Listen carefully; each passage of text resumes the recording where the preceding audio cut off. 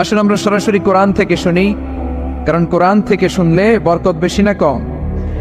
আরো জোরে বলেন, বেশি না কম?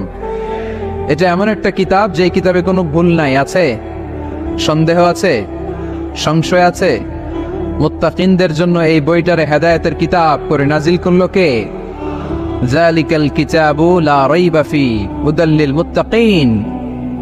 This is the book, the most authentic and original book in the world, whereof there is no doubt in it and a guidance to those who are muttaqin. এটা এমন বই যে বইয়ে কোনো ভুল নাই, কোনো সন্দেহ নাই, কোনো সংশয় নাই। মুত্তাকিনদের জন্য এই বইটারে হেদায়েতের কিতাব করে পাঠালো কে? আবার আল্লাহ বলেন, কিতাবুন আনজালনাহু ইলাইকা লিতুখরিজান নাসা মিনাজ যুলুমাতি ইলান নূর। নবী হে, এই কিতাবকে আমি নাজিল করেছি অন্ধকারাচ্ছন্ন মানুষগুলোকে আলোর পথ দেখাতে, বামপন্থী গুলারে ডানপন্থী বানাতে, জাহান্নামী গুলারে জান্নাতি বানাতে। এই কিতাব যদি কেউ পড়ে সে মানুষের মতো মানুষ হয়। ওই মানুষ কখনো অন্যায় করে না। এই কিতাব যে পড়ে এবং মানে, এই কিতাবের শিক্ষাকে যে নিজের মধ্যে ধারণ করে, সে কখনো মিথ্যা বলে না, মা বাবার সাথে বেয়াদবি করে না।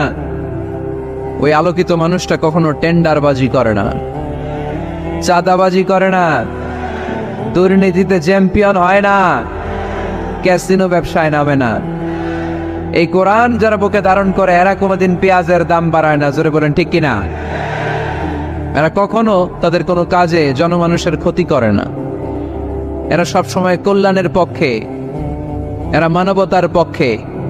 এরাই হচ্ছে আলোকিত মানুষ, ঠিক কিনা? মানুষ হওয়া পৃথিবীতে বড় কঠিন। খালি চোখে যা দেখেন এগুলো মানুষ না, এগুলো জনসংখ্যা। এজন্য বলা হয় বাড়ছে জনসংখ্যা, কমছে মানুষ। বাড়তেছে কি, কমতেছে কি? মানুষ। গরুর পেট থেকে বেরোলেই ওটা গরু হয়ে যায়, ছাগলের পেট থেকে বেরোলেই ওইটা ছাগল হয়ে যায়, মুরগির পেট থেকে বেরোলেই ওটা মুরগি। কিন্তু মানুষের পেট থেকে বেরোলেই ওটা মানুষ হয় না, ওটার মানুষ বানাইতে হয়। আবার গরুকে কেউ কোনোদিন বলে না, এই তুই গরুর মতো গরু হ। আপনারাও বলেন না? ছাগলকে কেউ কোনোদিন বলছে, এই তুই ছাগলের মতো ছাগল হ। কিন্তু মানুষকে বলা হয়, তুমি মানুষের মতো মানুষ হও। কোরআন পড়লে মানুষের মতো মানুষ হওয়া যায়, ঠিক কিনা?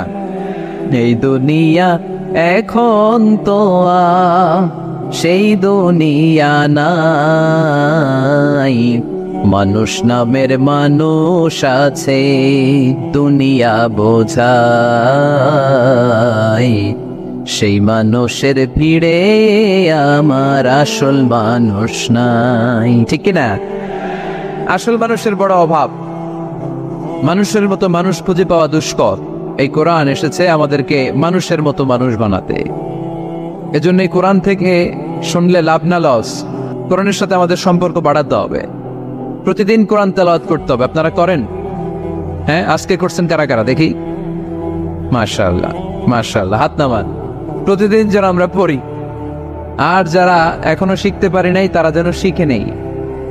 কোরআন পড়া যেমনি সওয়াবের, কোরআন শোনাও তেমনি সওয়াবের, ঠিক কিনা? কোরআন শুনলে রহমত নাজিল করে কে? وَإِذَا قُرِئَ الْقُرْآنُ فَاسْتَمِعُوا لَهُ وَأَنصِتُوا لَعَلَّكُمْ تُرْحَمُونَ।